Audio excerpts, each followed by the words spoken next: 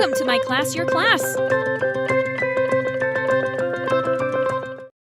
Hello, my friends. Today I want to tell you a magical story. Are you ready? Let's begin. The Sharing Tree. Once upon a time, there was a magic tree. This tree was special. It gave fruit to children. One day, 3 children came to the tree.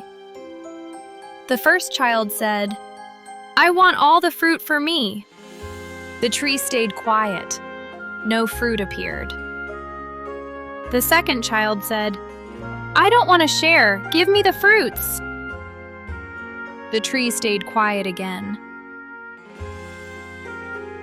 Then the third child smiled and said, "Let's share together." The tree gave many fruits. The tree was happy. The children were happy too. The magic tree teaches us something important. When we share, good things happen. Sharing makes everyone happy. Vocabulary review. Let's say the words together. Tree. Fruit. Share. Happy. What about you?